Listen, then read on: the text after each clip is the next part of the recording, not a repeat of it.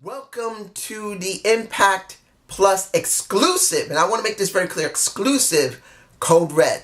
Now, I wasn't thinking of doing this because no one in my comments had talked about it, but one person did say one comment that made me have to look at it because he said, simply put, it's a glorified house show. It's nothing. Well, here's the problem. A glorified house show shouldn't have to be paid for monthly. If you're doing these special things exclusive to Impact Plus, it becomes more than just a house show. It clearly becomes a pay-per-view. So if it's a pay-per-view that's a minor one like the WWE has every month, it is important that you see if the pay-per-view is done properly. Now, did House of Glory pull it off? Now, I'm going to say this compared to the other shows I've seen. Now, I think last year and this year, we've seen about 12 to 18 shows of this type of format where Impact goes to a different promotion, even if it's a repeat, and films there. We've had Border City Wrestling, we had Rockstar Wrestling, we had Crash Wrestling, we've had, where else? I can't remember all of them, but at least most of them, they've had Dragon Wrestling, I believe. I can't remember all of them, but I think that was also one Dragon Wrestling. A lot of them had either bad space that they couldn't get the camera work done, bad lighting. When you look at United We Stand, that infuriated me because it clearly had extremely bad lighting, bad audio, bad camera work. So I will say with House of Glory, the lighting wasn't too bad because you can see everything in the ring. And then you had enough light outside the ring so you can actually see some of the people there. It was dim in some areas, but it wasn't too bad. Then the camera work was okay in the beginning to a point to the middle of the show. Near the end, camera work became really sloppy. And commentators. The one major issue I had with the commentating team was that the audio was low. Now, a lot of these promotions do the same thing. And it could be the stream itself. If it's not the promotion controlling the environment, in other words, controlling the soundboard, controlling the visuals that you see, because they have to switch them from camera to camera while they're streaming, someone has to do it. If it was them that was doing it, then it's not the fault of the promotion. But if it was the promotion who was controlling it, like Impact or House of Glory, the major thing I need to say is they need to increase the audio. Audio for the commentators has always been a major issue for me. It's a severe pet peeve for me. If you can't hear what the commentators are saying, while the theme song is being played, or when they're in the ring, or outside the ring for that matter, you need to know what they're saying. They need to be clear and need to be loud. The worst thing I saw, which really pissed me off, and I've seen this a couple of times before with some other promotions. Now, this isn't my stomping grounds. This is near Queens. I'm actually very nervous about going to places like that because of my physical injury. I'm scared of getting hurt. And that's something I have to get past if one day I want to actually go to a live event of Impact or WWE or maybe House of Glory. But for me, I get very nervous because I have a bad hip problem. I don't want to be interacting with the wrestlers or other people who are running around yelling or screaming because next to being depressed, I am injured. So I don't want that type of fear. But the major issue for me, if I was going there and I could see this, and particularly on screen, it would anger me beyond end. And that is seeing the ring itself not done properly. You got 3 ropes in the ring, and I'm sure I'm showing the ring right now, probably with some guys in it if I didn't get shots of it separately. But you got 3 ropes on the ring. And the problem I had is that those ropes were not tightened sufficiently on the bottom rope. The mid rope and the top rope seemed to be tight, but the bottom rope was totally loose. And that is extremely dangerous for wrestlers who have a high flying ability and cannot jump off the top, middle, or below rope without hurting themselves. Or worse, if the rope is totally loose and they get slung under it or over it, and they can go under the rope and choke themselves. Or they can be thrown over it, like get between the second and first rope. And the first rope is not tight enough for them to grab. They can hit the ground and hurt themselves. That is a pet peeve for me. If they don't tighten those ropes right, it's bad. Now, getting away from that, the show wasn't bad. The production was not bad at all. Audio, like I said, was not that great. It needed to be louder, but at least you could hear them.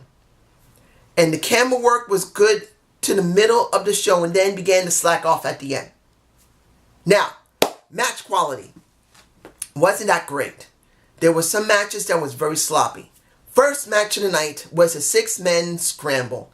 3 men from Impact and 3 men from House of Glory. I don't recognize the guys from House of Glory, but you had Ace Austin, Trey from the Rascals, and Richard Swann. It was an okay match. It wasn't bad. The one that shined the most was Ace Austin. He shined very well. But what they're doing with him, I don't know. And this is something I saw prevalent throughout the show. What you have currently on Impact does not translate to here. So things that happen here is like, you don't need to remember it. Major storylines are on Impact. Here don't really mean that much. So it's like, Rich Swann did win. But then you think, what are they going to do with Ace Austin? That's the thing that gets me. Next match was a House of Glory, and this one really didn't make a lot of sense. A House of Glory match. That was for the world title. And you had Moose. You had, what was the other guy? I can't remember. There was another guy. I don't remember his name. And then you had, what was the guy's name? Gangano. He was the champion. Now, the thing that gets me very happy, but also gave me a lot of disappointment, was the commentary team. And you had JD from NY206. He's the one that's on YouTube. He's in my face. He's sitting right next to Josh Matthews. Now, I'm fine with him being there. In fact, I was happy he was there. In fact, I wish he had been interacting a little bit more. But you're talking about Josh Matthews, who's been on WWE, who's worked in Impact Wrestling, and he's going to be the one that's going to talk the most. I would have rather seen more interaction from JD. And I think he sounds pretty damn good for a guy that is doing YouTube. He's pretty good on the mic. He's okay. But here was the thing that upset me. And I'll go back to the match in a minute. Instead of doing something unique, which would have been to lead the commentator from House of Glory to work, like, do 2 matches with, excuse me, Josh Matthews, and then do 2 matches with Don Callis. And then the last 2 matches could have been done with Don and Josh Matthews. They did 1 match with him, and that was it. And I felt that was a lost opportunity to allow a guy who, it's not the point if you like him or not. You can say he's a piece of garbage on his YouTube channel, or you can say he's great on the mic, or vice versa. But he is from that company, and I felt it would have been better to have him do half the matches, and then the rest would be left to Impact. Let him have that exposure. Let Impact see a new commentator that, hell, they could hire him eventually. I'm not saying he would go, but you know what I mean. It would actually be something different. But that was a lost opportunity. The match was botchy.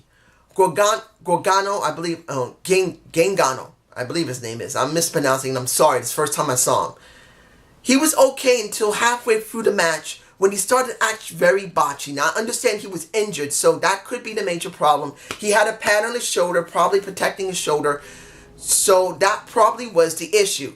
But he was very botchy. And it reached a point where Moose just said, you know, I'm done. Now, I'm not saying that was because of the botchiness. It could be because he just was doing his character like, I don't need this. I don't need no stupid House of Glory title. It's nothing compared to the Impact title. And he decides to walk out. Now, that could have been the answer. Or he really didn't give a damn about this match and thought it was a piece of garbage and he walked away. I don't know which one it is. The commentators were actually kind of surprised about it. They were like, oh, he's leaving. And well, I'm surprised that he doesn't want the House of Glory Championship. It's so coveted. I don't know if that was a work or a legitimate shoot on Moose. We'll have to find that out later. Maybe JD will talk about it on his podcast maybe tomorrow. Because I'm sure he's going to talk about the House of Glory match that he was in and show that he was involved with. So, what is the guy's name? Oh, I'm sorry. Gangano won. He retained. Okay. Now, the North versus the Rascals. Now, here's the thing. Dez is the best wrestler there. I'm saying it now. I'm going to keep saying it. Trey's okay. Wiz is so-so for me. Dez is the best out of the Rascals. But knowing how badly the Rascals have been booked, and knowing they've done nothing with them since they are a New Day knockoff. They are. That's what they are. They will be like that until the end of time, since they're being recorded. So instead of making them something special, doing something more than just making them stoners, we get this match, which is a repeat of them getting their butts handed to them just without Moose. It was a good match. Dez looked great. But in the end, they lose again. I'm not saying I'm against Josh Alexander and Ethan Page. I like them both. But then you're not doing anything with these guys, who everyone I've been hearing says they're so great in the ring. But if they're so great, why aren't they given in-ring segments? Why are they given backstage segments as stoners, which is not always funny? And worse yet, they're constantly jobbing when it means something. And that means when they need to win, they're jobbing. There you go. Now, women's match. Tessa Blanchard and Violet, and the announcer got Violet and Sonya Storm mixed up. So he said Sonya Storm was with Tessa. Excuse me. Congestion. And I was shocked to see Scarlett Bordeaux there dealing with Sonya Storm. I'm surprised seeing her there. She's been working with men all this time, and on this show, instead of maintaining that way of her working, that she's only dealing with men right now, they throw in a women's match, which you could say is okay, fine. No one's going to be watching this, but still, people are paying for this service. And it would make some sense to go along with storyline, where she should have had a match with a man, or a mixed tag with men and women, instead of just throwing her into a regular tag match like it doesn't mean much. Because this was the first time she's been working with women, and they did not emphasize that. Don Collins didn't emphasize it, and Josh Matthews didn't emphasize, well, this is the first time she's dealing with women. Let's see how she can really go with other women. Nope. The match was a bit sloppy. And it's not because Scarlett was sloppy, and it wasn't because Tessa was sloppy. It was Sonya Storm a little bit. She was a bit sloppy. That girl is thick. She's beautiful. She's thick. But, excuse me, she was botchy. Violet also was a bit botchy. Now, mind you, I'm not saying that two of the women who are on Impact were perfect. There were at least 2 instances where Scarlett Bordeaux botched. But the ones who were more botchy was Sonya Storm. And she looks like she can go in the ring. But I don't know what it was. She was botchy. And it reached a point where the botchiness became kind of a fear for me, because I thought she was going to hurt someone. I legitimately thought that she might have thrown Violet on her head, how badly she threw her in a suplex. She did a German suplex on Violet, a very rough one, where she didn't land on her shoulder. She landed on the back of her neck. And she just looked sloppy doing it. So I'm hoping that Violet, and I don't know who she is, I'm hoping she's alright. But Sonya looked bad. But in the end, it was Tessa who won the match. Or was it, who was the one who won the match? Yeah, Tessa won the match over Violet. No, that was her partner, sorry. Who was the one she... No, it was Scarlett. No, I'm trying to remember who won it. But it was Sonya Strom who did a job for Tess. I'm sorry I botched that so bad. But that's how this match kind of felt. It felt very botchy.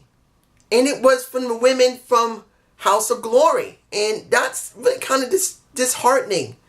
This is in my stomping grounds. Even though it's not in the Bronx, it's in Queens. I was hoping to give a little bit more. But this is just me. You have the match that was good, but was a mistake. And you have Willie Mack versus Michael Elgin. I think I got his name, Elgin. Here's the problem. Two big guys. Both can go in the ring. Great. But Michael Elgin just got there. And he should not, on a show that you have to pay for service, he should not have to struggle with somebody. He's supposed to show his dominance. And he should not be having a match with a Willie Mack who is known to go in the ring. The guy is big. He looks like he's tubby. He can't work in the ring, but the guy can go. And they went in the ring. And this shouldn't have happened. Mind you, it should happen at a pay-per-view that's going to be a major show. But here, no.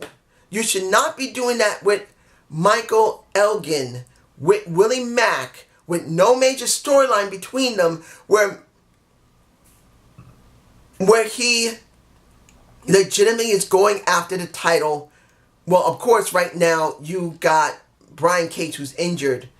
But the thing is, unless this is going to be added on to the story, in other words, till Brian Cage comes back, if he's going to start working with Willie Mack, fine. But then you got the commentator team saying that Willie Mack is dealing with OVE. And if there's no real feud between them, this match should never happen on a show that you're going to be paying for just to watch it.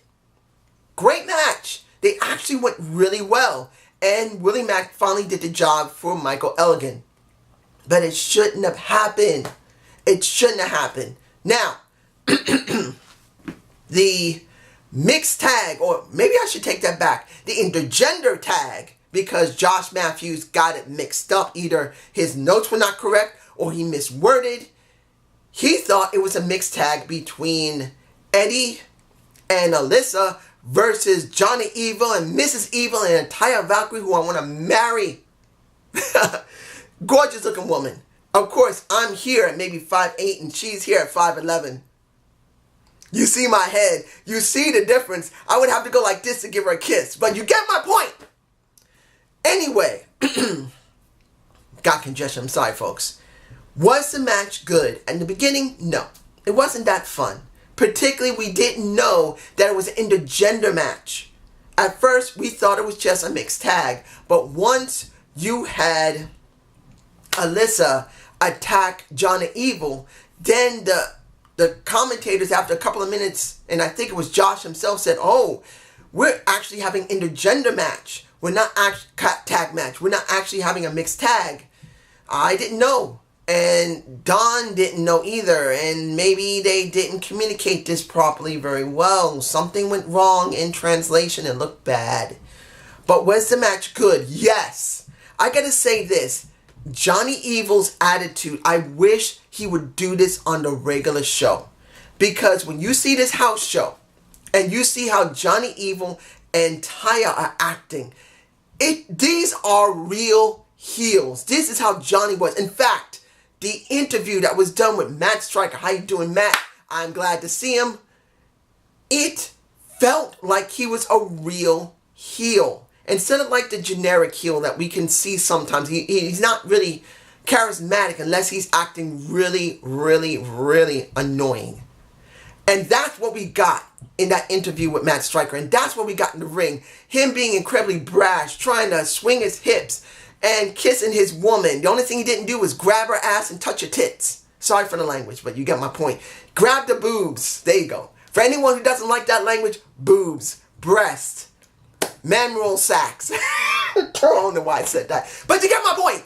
It was fun seeing that match. It was funny. It was fun. There was one point that Johnny Evil got knocked to the bottom turnbuckle.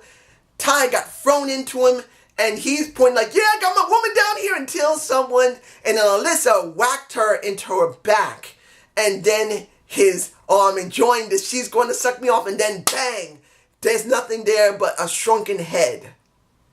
Knocked off his body.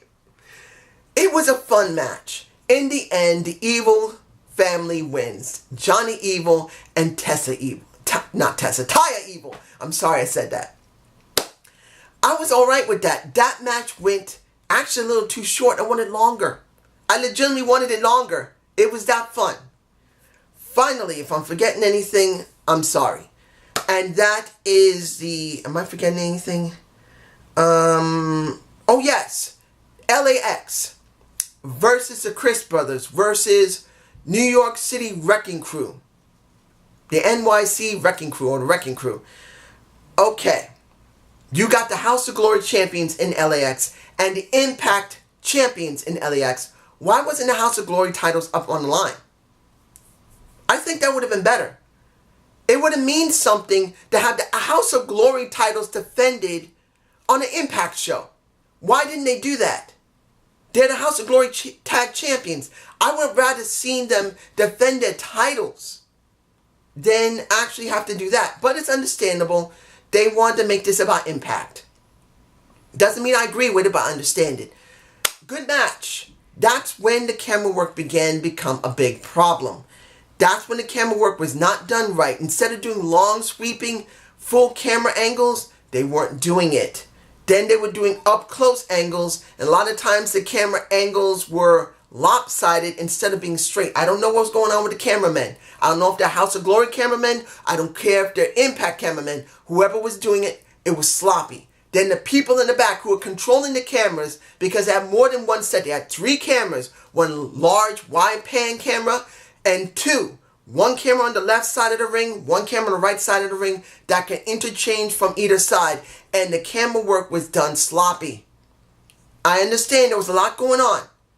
But if you know that, whoa, one of my lights is flickering. You know that you need to have more space. The guys should have gone to the very opposite ends of the arena and just stayed there so they can get camera shots of both sides. But they didn't do that.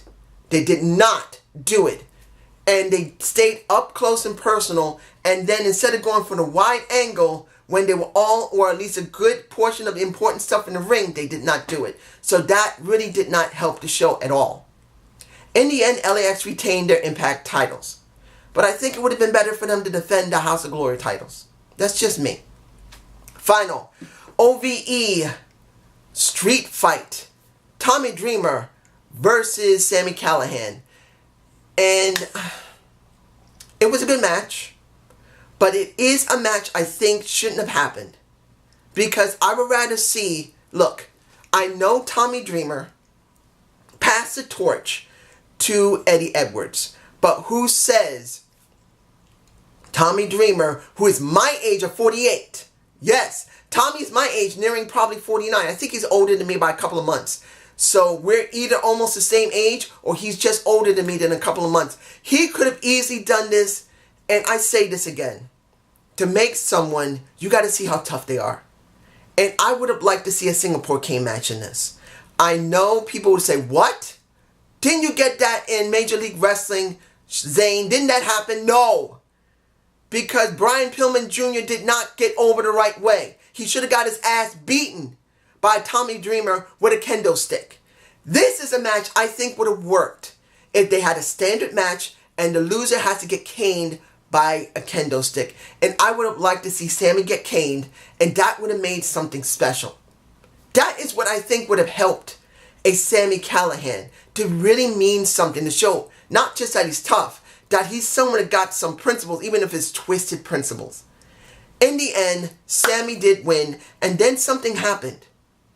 There was a point where a table was brought into the ring, and Sami decided he's going to powerbomb. He's going to pile drive him in, not powerbomb, pile drive him in, and he did. After the Lego bits happened, because now Tommy doesn't want to do thumbtacks. He'd rather do Lego, which is cool. That is a difference. But he got pile drived Sami into this table, And after it was all over, you see Don Callis literally run over to Tommy and is checking on him because he hasn't moved. He didn't move for a good move. He didn't move. And that got me nervous. Like, did Sammy actually hurt Tommy? I'm worried. Because Don never gets up from his seat. Ever.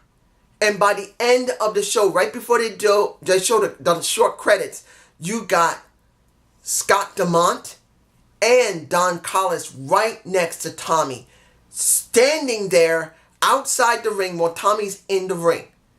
That made me nervous. But in the end, what did we get? We got I can't really say it was a great show. Was it a solid show? Yes. Camera angles weren't 100% bad. It did really get bad at the end. Audio needed to be better. And the lighting was good. I would have liked to see JD, the commentator for House of Glory, do half of the show, and near the end, you go back to the guys who clearly do Impact, because that would be Impact Wrestling matches. But that's just me. You tell me below how you liked it or you didn't like it. Have a good day. Have a good night. Peace!